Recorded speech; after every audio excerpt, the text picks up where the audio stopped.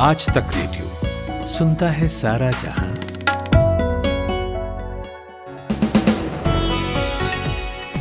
नमस्कार, आदाब। आज तक रेडियो सुन रहे हैं आप। दिन है मंगलवार, तारीख है 10 अगस्त। मेरा नाम है जमशेद कमर सिद्दीकी और ये है आपका पसंदीदा इवनिंग न्यूज एनालिसिस पॉडकास्ट दिन भर वो चौखट है जिसके उस पार होता है खबरों का खास एनालिसिस, बिना हंगामे के, बिल्कुल आसान जबान में आप तक पहुंचाई जाती हैं खालिस खबरें। तो आज के दिन भर में क्या है खास, चलिए बताते हैं।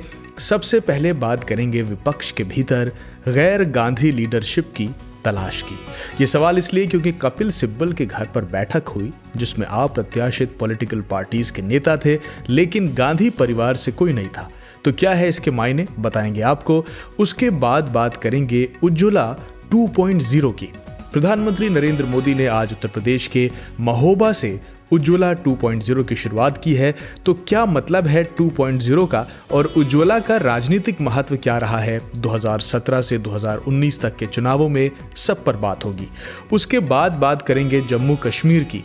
सरकार से पूछा गया एक सवाल कि अनुच्छेद 370 हटने के बाद कितने बाहरी लोगों ने J&K में जमीन खरीदी है। क्या दिया है सरकार ने जवाब, बताएंगे आपको। और आखिर में बात करेंगे दलित समाज के युवा नेता के तौर पर उभर रहे भीम आर्मी प्रमुख चंद्रशेखर आजाद रावण की। और आपको बताएंगे कि चंद्रशेखर किस बुनियाद पर कह रहे हैं कि यूपी में 2022 में जिसकी सरकार बनेगी हमारी वजह से बनेगी, जिसकी नहीं बनेगी हमारी वजह से नहीं बनेगी। तो होगा ये सब, लेकिन पहले सुन लेते हैं आज की हेडलाइंस प्रतीक वाघमारे से। बिहार के विधानसभा चुनाव में जिन राजनीतिक दलों ने अपनी उम्मीदवारी का आपराधिक इतिहास सार्वजनिक नहीं किया, सुप्रीम कोर्ट ने उन पर लाखों का जुर्माना लगाया है। बीजेपी, कांग्रेस समेत 9 राजनीतिक दलों को अवमानना का दोषी ठहराते हुए ये जुर्माना लगाया गया है। असम और मिजोरम सीमा विवाद को लेकर असम के मुख्यमंत्री हिमंता बिस्वा शर्मा ने कहा है कि फिलहाल दोनों राज्यों के बीच शांति है, लेकिन ये शांति कब तक रहेगी कह पाना मुश्किल है, क्योंकि विवाद बहुत पुराना है, इसे आसानी से नहीं सुलझाया जा सकता। दिल्ली की तिहाड़ जेल में गैंगस्टर अंकित गुर्जर की मौत के मामले में पुलिस ने हत्या का मामला दर्ज कर लिया है, जिसमें तिहाड़ जेल के डेप्यूटी जेलर नरेंद्र मीणा को आरोपी के तौर पर नामजद किया गया है। विकासशील इंसान पार्टी के अध्यक्ष और बिहार सरकार के मंत्री मुकेश सहनी ने फूलन देवी की जयंती के मौके पर ऐलान किया है कि वो यूपी की 165 सीटों पर चुनाव लड़ेंगे। पोर्नोग्राफी केस में राज कुंद्रा के गिरफ्तारी होने के बाद से पहली बार शिल्पा शेट्टी वर्चुअल अपीयरेंस देने वाली है। वो fund raiser programme we for India saving lives protecting livelihoods का हिस्सा बनेंगी, जो एक ग्लोबल डिजिटल ब्रॉडकास्ट है। इवेंट 15 अगस्त को शाम 7:30 बजे फेसबुक पर स्ट्रीम होगा। चीन के सरकारी अखबार ग्लोबल टाइम्स के मुताबिक 4 प्रांतों में कोरोना के मामले तेजी से बढ़ रहे हैं, जिसके बाद करीब 30 अधिकारियों के खिलाफ लापरवाही बरतने और मिसमैनेजमेंट को लेकर एक्शन लिया गया है। कुछ अधिकारियों को पद से हटा दिया गया है तो कुछ को बर्खास्त कर दिया गया है। आज बीएसई सेंसेक्स की शुरुआत 59 अंकों की तेजी के साथ 54,461 पर हुई, जिसके बाद 377 अंकों की उछाल के साथ सेंसेक्स 54,779 पर पहुंच गया, जो सेंसेक्स का अब तक का ऑल टाइम हाई स्तर है। वहीं एनएससी निफ्टी बढ़ते हुए 16,359 तक चला गया था, जो इसकी ऊंचाई का अब तक का एक रिकॉर्ड है। 2019 के चुनाव में बीजेपी के खिलाफ विपक्ष के लामबंद होने की खबरें खूब आईं। ऐसा लगा था कि विपक्ष गोलबंद होगा, लेकिन हालात वही ढाक के 3 पात रहे। पेंच ये कि किस पर सहमति बनाई जाए। रीजनल लीडर्स की उतनी स्वीकार्यता नहीं थी और कांग्रेस का जनाधार कम होता दिख रहा था। तो क्या अब फिर से विपक्ष गैर कांग्रेसी लीडरशिप का चेहरा तलाश रहा है? इस कयास को कल रात तब और बल मिला जब कांग्रेसी नेता और सुप्रीम कोर्ट के वकील कपिल सिब्बल के घर गांधी परिवार के किसी सदस्य की गैर मौजूदगी में हुई एक बैठक। मौका तो सिब्बल के जन्मदिन का था, लेकिन ये दावत सियासी नेताओं के गेट टुगेदर में बदल गई। इसमें कुछ अप्रत्याशित पॉलिटिकल पार्टीज और उनके नेता मौजूद रहे, मसलन शरद पवार, लालू प्रसाद यादव से लेकर सीताराम येचुरी तक, और फिर बीजू जनता दल के पिनाकी मिश्रा से लेकर आम आदमी पार्टी के संजय सिंह भी। कहा तो यह भी गया कि कुछ नेताओं ने गैर गांधी लीडरशिप की ओर बढ़ने की बात की, लेकिन विपक्ष की ये कोशिश कितनी संजीदा है और गांधी परिवार की गैर मौजूदगी में इस बैठक के मायने क्या हैं, यही पूछा मैंने इंडिया टुडे मैगजीन के डेप्यूटी एडिटर कौशिक डेका से। देखिए, कोशिश तो सही है, कोशिश करना चाहिए, विपक्ष का ये जिम्मेवारी है कि वो एकत्रित होकर सरकार को घिरे। लेकिन ये जो बैठक था, ये कपिल सिब्बल जी ने बैठक बुलाया था और वो उनके कल जन्मदिन भी थे। यहाँ पे जैसे आपने कहा, गांधी फैमिली के कोई मेंबर नहीं थे, और ऊपर से देखा जाए तो कांग्रेस की तरफ से भी G23 के लीडर को छोड़ के कोई और नेता वहां पे मौजूद नहीं थे। तो एक तरह से हम अगर असली कांग्रेस माने, गांधी के नेतृत्व वाले कांग्रेस माने, उन कांग्रेस पार्टी के कोई नेता वहां पे मौजूद नहीं थे। कुछ और जो अपोजिशन पार्टीज है, जैसे कि मायावती के बसपा, बहुजन समाज पार्टी, बसपा के भी कोई नेता उस बैठक में नहीं थे। तो ये पूरी तरह सारे ऑपोजिशन पार्टी के सम्मिलित बैठक नहीं था। लेकिन जैसे भी हो, 5, 6, 10, 12 पार्टी एकत्रित होके चर्चा करे, ये गणतंत्र के लिए अच्छी बात है। तो इस तरह से कोशिश से एकत्रित होने की किया जा रहा है। और इन सब जो बैठक है, इन सब में एक ही मुद्दा है, प्रधानमंत्री नरेंद्र मोदी और बीजेपी के खिलाफ। तो समस्या ये है कि अगर ये सिर्फ बीजेपी और मोदी सरकार के खिलाफ ही केंद्रीय मुद्दा रहे, तो पता नहीं इलेक्टोरली कितना सक्सेसफुल रहेंगे, क्योंकि लोगों को सिर्फ खिलाफत से लुभा नहीं पाएंगे। उनको कुछ मुद्दा, सही मुद्दा और कोई सॉल्यूशंस और कोई विजन, ये भी लोगों के सामने लाना पड़ेगा। इस समय की जो अगर माहौल देखा जाए तो यकीनन कोविड की वजह से और इकोनॉमी की वजह से मोदी सरकार के खिलाफ लोगों में गुस्सा है, लोगों में असंतुष्टि है। लेकिन ये असंतुष्टि का कितना फायदा अपोजिशन लीडर्स को होंगे, ये बता पाना मुश्किल है, एक। और दूसरी, उनमें जो यूनिटी है, वो यूनिटी भी पूरी तरह सामने नहीं आया है, क्योंकि कई सारे गुट निकल के आए हैं। एक ममता बनर्जी की अगुवाई में, एक शरद पवार की अगुवाई में, एक राहुल गांधी की अगुवाई में, और एक कांग्रेस के ही जो G23 है, जो राहुल और गांधी परिवार के विरोधी की तरह देखा जा रहा है, उनके अगुवाई में मीटिंग हो रहा है। तो इस तरह से होते रहेंगे तो जो भागीदार है उनमें भी कंफ्यूजन होंगे और जनता में तो यकीनन कंफ्यूजन होंगे। कौशिक साहब, अंदर क्या क्या बातें हुई, आपकी जो भी बात हुई उस हवाले से अगर आप कुछ कहें, और क्या संदेश देने की कोशिश थी सिब्बल की? देखिए, अंदर जो भी बात हुए, वो बैठक में भाग लिए है, उन नेताओं से बात करके ही पता चलता है। तो अलग अलग लोगों के अलग अलग राय आया है। तो जहां तक मुझे पता है, वहां पे यकीनन मोदी सरकार के खिलाफ कैसे कैसे जंग लड़ा जा सकता है, बंगाल में क्यों और कैसे तृणमूल कांग्रेस जीते मोदी सरकार के खिलाफ, और आगे उत्तर प्रदेश में क्या हो सकता है बीजेपी सरकार के खिलाफ, खासतौर से उत्तर प्रदेश चुनाव में कैसे योगी आदित्यनाथ सरकार को हराया जा सकता है। इन सब बातों पे विस्तार से नहीं, बट ऐसे मुद्दे उठाए गए हैं। लेकिन ज्यादातर वो मीटिंग में एक आपस में ही, मतलब एक माहौल के बारे में, पेगासस के बारे में ऐसे सारे बातें हुए हैं। बहुत ही अनौपचारिक बैठक था, वहां पे कोई खास इन डेप्थ डिस्कशन नहीं हुए।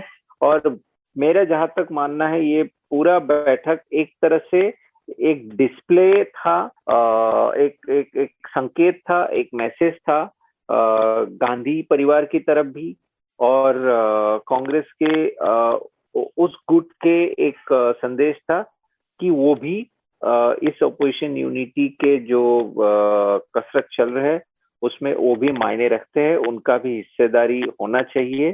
तो एक तरह से वो ये मीटिंग इन डेप्थ डिस्कशन के बदले यहाँ पे कोई स्ट्रेटेजिक डिस्कशन बहुत ज्यादा हुए नहीं है, क्योंकि आप देखेंगे जो ये G23 के लीडर्स है, सबको पता है ये इस समय आगे क्या होगा पता नहीं। इस समय कांग्रेस की अंदरूनी जो डिसीजन मेकिंग प्रोसेस है उनमें उनका खासा जिम्मेवारी नहीं है। तो इसलिए शरद पवार जी हो या अखिलेश यादव जी हो, इन सबको भी पता है कि इस बैठक में कोई नेतृत्व को लेके या कोई अहम मुद्दे को लेके कोई डिसीजन मेकिंग तो होगा नहीं। तो ये एक अनौपचारिक मीटिंग था, तो इससे ज्यादा इस मीटिंग को और ज्यादा महत्व देना उचित नहीं होगा। ये थे इंडिया टुडे मैगजीन के डिप्टी एडिटर कौशिक डेका। आज तक रेडियो से बात करने का शुक्रिया।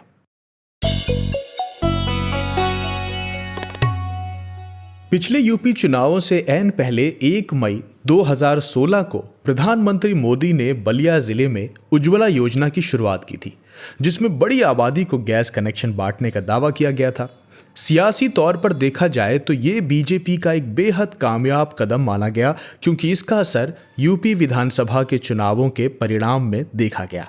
वक्त का पहिया फिर घूमा है, 5 साल बाद फिर चुनाव के निशान पर पहुंच रहा है। लिहाजा गरीबी रेखा से नीचे जिंदगी गुजारने वालों के लिए एलपीजी कनेक्शन देने की योजना उज्ज्वला का दूसरा फेस केंद्र सरकार नई पैकेजिंग के साथ उत्तर प्रदेश चुनाव से पहले रीलॉन्च करने जा रही है।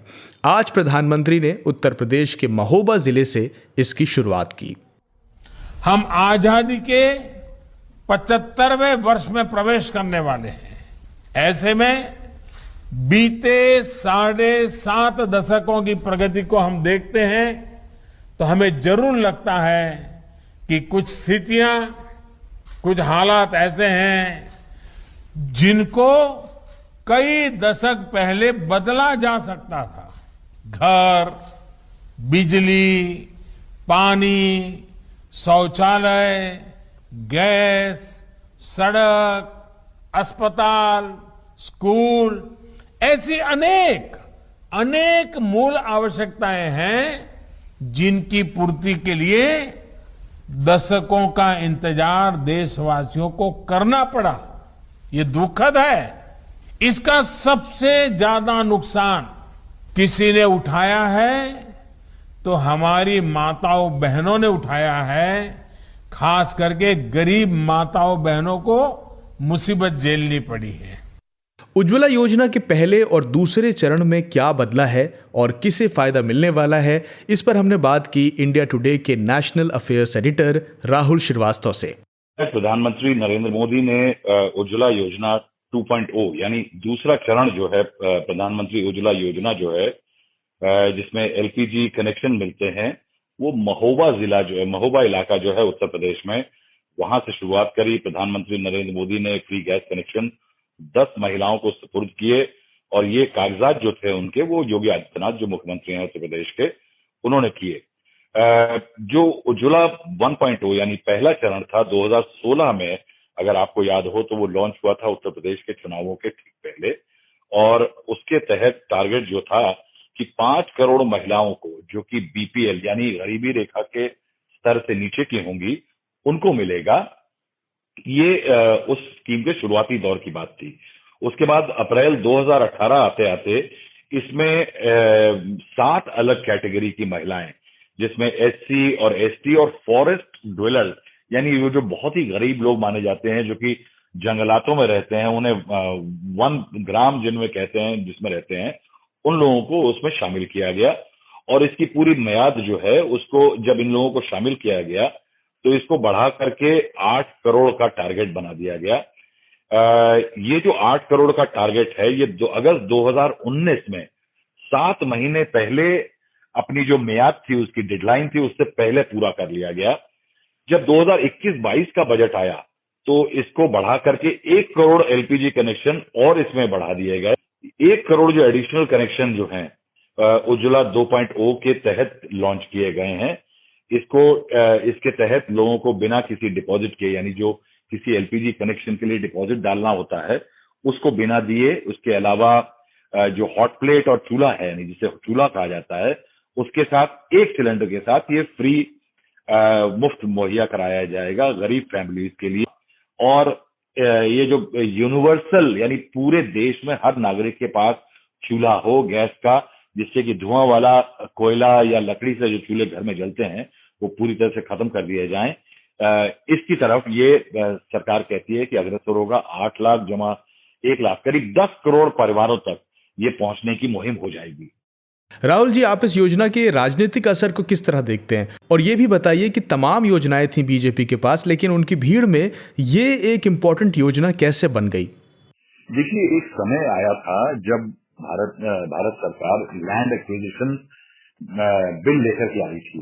लैंड एक्विजिशन बिल के तहत सरकार ने कहा था कि तमाम नई पॉलिसी आएगी जमीन लेने की, जिसके तहत 4 गुना लोगों को अपनी जमीन के एवज में पैसा मिलेगा। इसको देखकर के विपक्ष ने एक राजनीतिक मौका देखा और सरकार को कहा ये गरीब लोगों की जमीनें खोसने की तैयारी है। और उस समय पे अगर आपको याद हो तो सरकार विपक्ष की तरफ से राहुल गांधी का एक बड़ा फेमस कमेंट आया था, सूट बूट की सरकार। वो जो सूट बूट की सरकार था, कमेंट था, वो सरकार को कहीं लगा कि वो छुप सकता है, राजनीतिक नुकसान दे सकता है। तब से एक शुरुआत हुई पूरे देश में हर स्कीम की, नरेंद्र मोदी सरकार की, कि उन्होंने अपनी एक प्रो पुअर छवि दिखाने की कोशिश की, गरीब तक पहुंचने की कोशिश हुई। बीजेपी जो कि एक पॉलिटिकल पार्टी मानी जाती थी कि अर्बन एरियाज यानी शहरी इलाकों की पार्टी, उसने अपना पूरा इलेक्टोरल बेस जो था, पॉलिटिकल बेस जो है वो शिफ्ट कर दिया गांव की तरफ।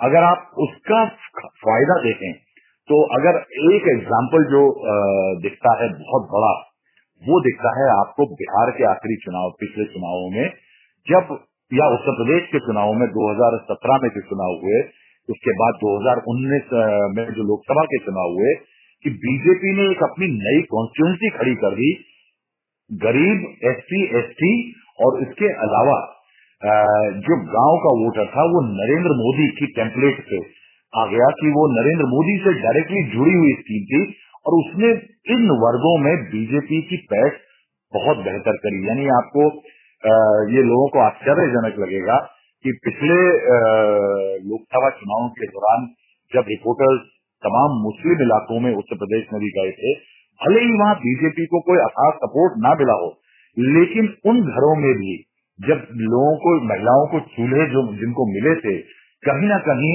एक दस्तक दी थी बीजेपी और नरेंद्र मोदी ने उज्ज्वला के इन गैस चूल्हों के जरिए। तो मैं कहूंगा कि अगर बीजेपी के लिए इलेक्टोरल अपना बेस बदलने का कोई बहुत बड़ा एक मौका रहा है या मौका बना है, वो इस उज्ज्वला योजना ने दिया। एक तो महिलाएं और दूसरा गरीब एससी एसटी महिलाएं, जो कि बीजेपी का नेचुरल वोट बैंक एक समय पे नहीं हुआ करता था। एक सवाल ये भी है राहुल जी कि क्या कोई खास वजह है बीजेपी के पास महोबा से ही इस योजना को लॉन्च करने की, या आपको लगता है कि ये एक रैंडम सिलेक्शन है? देखिए, पिछली बार जब शुरुआत हुई थी 2016 में, वो भी यूपी के चुनाव से पहले था, तो ये कोई कोइंसिडेंस नहीं है कि ये शुरुआत भी उत्तर प्रदेश के आने वाले चुनावों से पहले हुई है। और ये भी आप याद रखिए कि महोबा ये बुंदेलखंड का वो इलाका है जहां पे एक समय पे मायावती जी की बीएसपी की और कांशीराम की तूती बोलती थी। ये बीजेपी का नेचुरल गढ़ नहीं था, लेकिन इस इलाके में बीजेपी ने उज्ज्वला और कृषि योजना और तमाम अपनी स्कीम्स के जरिए जो शौचालय बनाए जा रहे हैं, जो गरीबों के लिए सस्ते घर बनाए जा रहे हैं, इस स्कीम से बीजेपी ने वहां पे अच्छी पैठ बनाई। और पिछले विधानसभा चुनाव और लोकसभा चुनाव में बीजेपी का प्रदर्शन इन इलाकों से अच्छा रहा। और इसीलिए आप देखिए कि ये शुरुआत जो की गई है ऐसे इलाके से की गई है जो कि काफी देश के सबसे गरीब इलाकों में से आता है। अगर आप बुंदेलखंड के इलाकों को देखते हैं तो वहां आजीविका की बहुत कमी है, क्योंकि अभी कुछ 2 साल पहले तक वहां पे 4 साल लगातार सूखा रहा था। ये वो इलाके हैं जहां से भुखमरी और लोगों के बड़े मास पलायन की खबरें आती हैं। कि बुंदेलखंड ऐसा रीजन है जहां के गांवों में अगर आप जाएं तो कई आपको लगातार किलोमीटर चलते चलते गांव मिल जाएंगे जहां पे वृद्ध पुरुष और बच्चों और महिलाओं के सिवा आपको यंग लोग यानी जवान लोग या मिडिल एज मध्य उम्र के लोग नहीं मिलते हैं, क्योंकि वे सब पलायन करते हैं नौकरियों के लिए। तो ये महोबा और ये जो इलाके हैं, इस पे स्पेसिफिक फोकस किया गया है कि यहाँ पे क्योंकि आजीविका की कमी है, बैकवर्ड इलाके हैं, गरीबी बहुत ज्यादा है और वहां पे आज भी चूल्हा जो है, गैस का चूल्हा जो है और गैस का सिलेंडर, वो एक नए जीवन का प्रतीक है। ये थे इंडिया टुडे के national affairs editor Rahul Shrivastava. हमसे बात करने का शुक्रिया।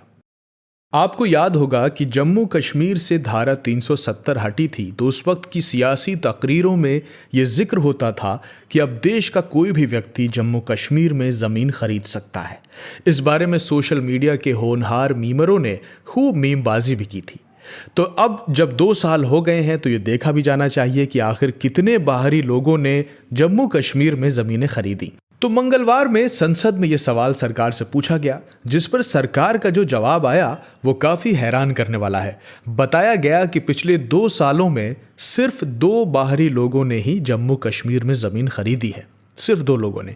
तो इस जवाब पर फिर एक सवाल उठता है और वो ये कि आखिर लोगों में हिचकिचाहट क्यों है?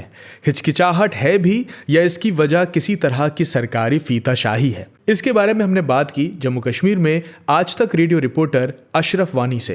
दरअसल अगर आपको याद होगा, जब अनुच्छेद 370 हटा गया था तो उसके लिए सबसे बड़ा जो आर्ग्यू सरकार की तरफ से दिया गया था वो यही संकेत लोगों के बीच गया था देश में कि 370 हटने के बाद जम्मू कश्मीर में जो भी चाहेगा वो जमीन खरीद सकता है। लेकिन ऐसा हुआ नहीं। दरअसल उसकी कई सारी वजह हैं। एक तो जो है कुछ लैंड रूल्स जो है जम्मू कश्मीर सरकार ने बनाए हैं, जिसमें बाज़ाब्ता तौर पर अनुच्छेद 370 हटने के बाद जम्मू कश्मीर के प्रशासन ने साफ किया कि जो खेती की जमीन है उसकी खरीद फरोख्त किसानों के बगैर किसी को नहीं की जा सकती, वो भी जम्मू कश्मीर में। यानी जो जमीन जम्मू कश्मीर में खेती के लिए है उसको किसानी के लिए ही बेचा और खरीदा जा सकता है। दूसरी तरफ अगर बात करें तो आप क्योंकि अगर देखें तो इसका असर, या अगर कोई जम्मू कश्मीर में जमीन लेने को लेकर रुचि भी रखता हो वो शायद जम्मू के इलाके में रखता हो, कश्मीर में बिल्कुल नहीं। क्योंकि दरअसल कश्मीर से अभी भी ये हकीकत है कि हजारों की तादाद में जो पंडित परिवार है, कश्मीरी पंडित परिवार, वो अपने घरों को वापस नहीं आ रहे हैं क्योंकि उन्हें सुरक्षा का डर है कि उनकी सुरक्षा का क्या होगा। तो जाहिर है कि इस परिस्थिति में देश के बाहर का कोई नागरिक क्यों रुचि रखेगा कि वो जम्मू कश्मीर में जमीन खरीदे और यहाँ पर रहे। जहां तक बात है सरकार की तरफ से, तो कहीं ना कहीं 2 साल से अब ज्यादा समय बीत चुका है जब से अनुच्छेद 370 का है। तो अगर सरकार के आंकड़ों को ही माने तो मात्र 2 लोगों ने जमीन खरीदी है, लेकिन अभी तक उनकी पहचान नहीं हो पाई है। वो कौन 2 लोग हैं? क्या वो ब्यूरोक्रेट्स जम्मू कश्मीर में कभी रहे हैं या फिर अधिकारी हैं सेना या किसी और के? क्योंकि उनको जो है उन लोगों को एक कानून के तहत जिन्होंने 15 साल का समय कश्मीर में बिताया हो या 15 साल तक यहाँ पर कार्य किया हो, वो ही जो डोमिसाइल सर्टिफिकेट जम्मू कश्मीर की तरफ से नए कानून के तहत इशू की जाती है, उसमें साफ है कि कम से कम वही व्यक्ति जो है जमीन खरीद सकता है, यहाँ पर रह सकता है, जिसके पास यहाँ की डोमिसाइल हो, यानी जिसने कम से कम 15 साल जो है जम्मू कश्मीर में बिताए हों। अशरफ जी, जम्मू कश्मीर में 370 के हटने के बाद से वहाँ के लोगों के लिए हालात कई तरह से बदले हैं, ये सब हमने देखा है। लेकिन जो हालात बने हैं वो बाहर से आकर रहने वालों के लिए कितने मुनासिब हैं? दरअसल अगर कहें तो आप बाहर के लोगों के लिए वो साफ होता है कि काफी प्रयास हो रहे सरकार की तरफ से कि जम्मू कश्मीर में बहुत कुछ बदल गया, बहुत कुछ बेहतरी आई है, लेकिन ऐसा जमीनी हकीकत नहीं है। अनुच्छेद 370 हटने के बाद जम्मू कश्मीर में भले ही जो है सुरक्षा बलों के जोर से या फिर बाकी कार्रवाइयों की वजह से किसी हद तक लॉ एंड ऑर्डर सिचुएशन को जो है कंट्रोल में रखा हो, लेकिन जम्मू कश्मीर में 370 हटने के बाद परिस्थितियां नहीं बदली हैं, हालात नहीं बदले हैं, आतंकवाद कम नहीं हुआ है, ये साफ है। क्योंकि अगर आप कल 2 दिन की ही बात करें, कल जो है कुलगाम जिले के एक सरपंच और उनकी पत्नी की हत्या उनके घर में होती है, जो दक्षिणी कश्मीर के अनंतनाग जिले में सबसे सुरक्षित इलाका माना जाता है, वहां का लाल चौक इलाका, जहां आसपास जो है पुलिस का हेडक्वार्टर है, एसपी का रिहाइश है, और वहां पर जाके दिन दहाड़े उनके घर में बंदूकधारी घुसते हैं और उनका कत्ल करते हैं, जो कि बीजेपी के नेता थे और जिला जो है किसान मोर्चा उसके अध्यक्ष थे। तो उस बीच श्रीनगर में आज जब राहुल गांधी भी थे तो श्रीनगर के लाल चौक में ग्रेनेड हमला हुआ है। तो एक तरफ से जहां पर सरकार की तरफ से बार बार दावे होते हैं कि ये सभी जो सिचुएशन है उसको काबू में किया है, लेकिन ऐसे हादसे और ऐसी घटनाएं घटती हैं जिनसे साफ होता है कि पूरी तरह से हालात ठीक नहीं है और किसी तरह भी जो है आतंकवाद या फिर जो अलगाववाद है उसमें कमी नहीं आई है। तो जाहिर है कि अगर बाहर के लोगों की बात करें तो इस तरह के माहौल में ना ही कोई कश्मीर में रहने की रुचि रखता है और ना ही कश्मीर में जमीन खरीदने की। तो जहां तक पर्यटन जो या पर्यटकों की बात है वो तो पहले भी सदियों से कश्मीर आ रहे थे, दशकों से कश्मीर आ रहे थे, तो लेकिन जो रहने की सोचेगा शायद वो 10 बार सोचेगा कि क्या वो जम्मू कश्मीर या कश्मीर में जाके उस तरह के हालात में रहना पसंद करेगा या नहीं करेगा, ये तो बड़ा सवाल है। तो अगर कुल मिलाकर देखें तो अनुच्छेद 370 के बाद अभी तक कश्मीर में उस तरह के हालात नहीं बने हैं जहां पर देश के किसी भी शहर या किसी भी इलाके का कोई भी व्यक्ति ये चाहे कि वो कश्मीर आके यहाँ पर अपना घर बनाए या यहाँ पर बसे। जानकारी के लिए बहुत शुक्रिया अशरफ वानी।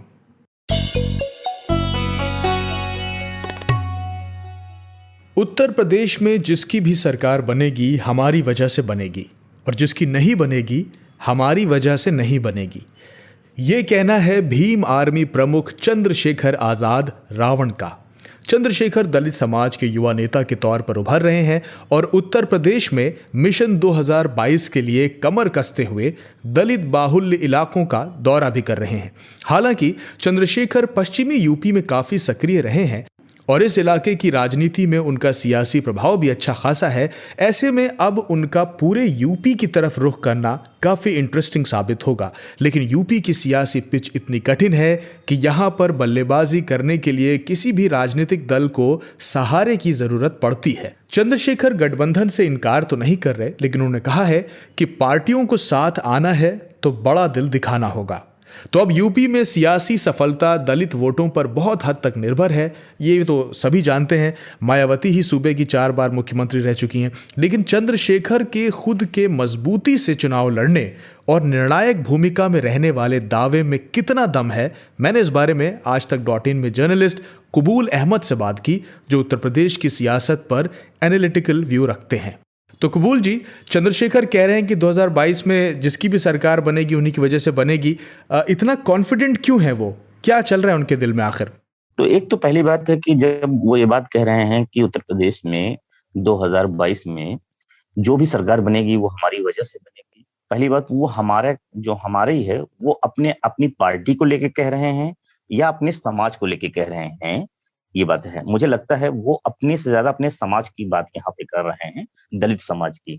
निश्चित तौर पे अगर वो दलित समाज की बात कर रहे हैं तो उत्तर प्रदेश में जो 22% दलित मतदाता है वो बहुत निर्णायक भूमिका में है और उसकी जो उत्तर प्रदेश की सियासत में एक अहम रोल रहा है। पिछले 3 दशक अगर हम देखें ही नहीं बल्कि करीब अगर देखा जाए तो लंबे समय से दलित वोटर बहुत फैक्टर रहा है।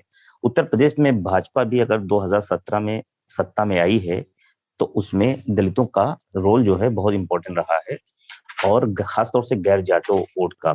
यही इसी तरह से आप देखेंगे तो 2007 में जब मायावती की सरकार बनी थी तो वो भी एक दलित वोटर की वजह से ही उत्तर प्रदेश में आई थी, इसमें कोई शक और शुबा नहीं। लेकिन अगर चंद्रशेखर ये कह रहे हैं कि उनकी पार्टी या उनके लीडरशिप अपनी लीडरशिप की बात कर रहे हैं तो ये थोड़ा सा ना समझने वाली बात है। और वो है क्योंकि उत्तर प्रदेश में अभी उनकी कोई सियासी आजमाइश के तौर पे एक पंचायत चुनाव हुआ है जिसमें वो कुछ जिला पंचायत सदस्य जिताने में कामयाब रहे थे, खासतौर से सहारनपुर और मुजफ्फरनगर में, इस तरह से, या एक आध बुलंदशहर पश्चिम यूपी के कुछ जिलों में। लेकिन अगर हम देखें तो एक उपचुनाव पे इनकी पार्टी लड़ी थी बुलंदशहर में तो बहुत ज्यादा वोट वहां हासिल नहीं कर पाई थी। तो अभी भी दलितों के बीच में चंद्रशेखर की उस तरह से उपयोगिता नहीं है जिस तरह से चंद्रशेखर कह रहे हैं। अच्छा, वो ये भी कह रहे हैं कि जब दूसरी पार्टियां उनसे बात करें तो बड़ा दिल दिखाएं। जाहिर है वो गठबंधन की बात कर रहे हैं और वो सभी 403 सीटों पर भी चुनाव लड़ने को तैयार हैं। तो क्या वो पहले से मौजूदा राजनीतिक प्रतिद्वंदियों और यूपी की सियासत के मंझे खिलाड़ियों के लिए चुनौती खड़ी कर पाएंगे? देखिए, दरअसल चंद्रशेखर की अभी किसी भी पार्टी के साथ कोई अलायंस की बात जो है वो पिछले दिनों ये चर्चा में आया था कि अखिलेश यादव और कांग्रेस के साथ यही 2 ऑफर उनके पास है, क्योंकि मायावती सीधे तौर पे उनके साथ किसी भी तरह का कोई अलायंस नहीं करना चाहती। भाजपा भी किसी तरह का कोई गुंजाइश नहीं दिख रही है। ऐसे में जो ऑप्शन है वो 2 ही 3 ऑप्शन दिख रहे हैं, एक कांग्रेस के साथ दिख रहा है, एक सपा के साथ। तो सपा दरअसल बहुत ज्यादा सीटें उनको देने की स्थिति में नहीं है और कांग्रेस भी ज्यादा सीटें नहीं दे रही है। जो दे रही है वो 6 से 7 और 10 सीटों के अंदर ही इनको कुछ सीटें मिलने वाली हैं। लेकिन इनकी जो अपेक्षाएं और उम्मीदें हैं वो कहीं ना कहीं किंग मेकर तरह के तौर पे अपने आप को स्थापित करने की है उत्तर प्रदेश में। इसलिए ये लगातार कह रहे हैं कि बड़े दलों को बड़ा दिल दिखाने की चाहिए। बड़ा दिल दिखाने का मतलब बड़ी ज्यादा सीटें चाहिए। यहाँ उनका कहने का यथार्थ जो समझ में आ रहा है सीधा कि ज्यादा से ज्यादा सीटें चाहिए, लेकिन सीटें किस आधार पे राजनीतिक बड़े दल इनको दें, ये एक बड़ा इनके सामने है कि अभी आप तक कोई ऐसा नहीं है कि आप मायावती के विकल्प के तौर पे अपने आप को उत्तर प्रदेश में स्थापित कर ले गए हैं, जिसकी वजह से आपको उतनी सीटें दे दें ताकि दलित आपके कहने से वोट, ना ही आप बिहार के रामविलास पासवान की तरह हैं, ना ही उत्तर प्रदेश में मायावती की तरह हैं कि आपके कहने पे दलित वोट ट्रांसफर हो जाए किसी दूसरी पार्टी को। आपकी सीटों पे दूसरा का वोट मिल सकता है, लेकिन आप ट्रांसफर कराने की अभी स्थिति में चंद्रशेखर नहीं दिख रहे हैं। तो यही वजह है कि इनको ला के एक संदेश देने के तौर पे दलितों को दूसरी पार्टियां चाहती हैं कुछ सीटें दे दी जाए, लेकिन इनकी अपेक्षाएं जो उम्मीदें हैं वो बहुत ज्यादा है और उस तरह से वो डिमांड कर रहे हैं। और क्योंकि वो साथ साथ कह रहे हैं 403 सीटों पे अगर नहीं होगा तो लड़ेंगे, तो मुझे लगता है कि वो 400 बिहार में लड़े थे, कोई भी इनके कैंडिडेट की जमानत नहीं बची थी। तो ये एक बड़ा चीज है चंद्रशेखर का। अभी तक चंद्रशेखर अपने आप को इस तरह से उत्तर प्रदेश की गंभीर राजनीति, जो दलित गंभीर राजनीति है, अपने आप को अभी तक स्थापित करने में उस तरह से साबित नहीं हो पाए। शुक्रिया कबूल अहमद बातचीत के लिए। तो फिलहाल दिन भर में इतना ही। मुझे दीजिए इजाजत और जरूर बताइएगा कि आपको ये पॉडकास्ट कैसा लगा। और सिर्फ यही नहीं, आज तक रेडियो के बाकी पॉडकास्ट के बारे में भी आप कुछ कहना सुनना चाहें, कोई राय देना चाहें, कोई शिकायत करनी चाहे तो हमें मेल कीजिए radio@aajtak.com पर। और हाँ, अगर आप भी काम करते करते थक जाते हैं और लगता है कि एनर्जी बिल्कुल नहीं बची, तो इसे कहते हैं बर्न आउट। और ये क्यों होता है और इससे कैसे बचा जा सकता है, ये जानने के लिए सुनिए हमारा खास पॉडकास्ट हेलो डॉक्टर का ताज़ा एपिसोड। तो फिलहाल दिन भर में आज इतना ही। दिन भर के इस पॉडकास्ट को प्रोड्यूस किया है प्रतीक वाघमारे ने और इसका साउंड डिजाइन किया है कपिल देव सिंह ने। आप सुन रहे थे जमशेद कमर सिद्दीकी को। सुनते रहिए आज तक रेडियो। नमस्कार।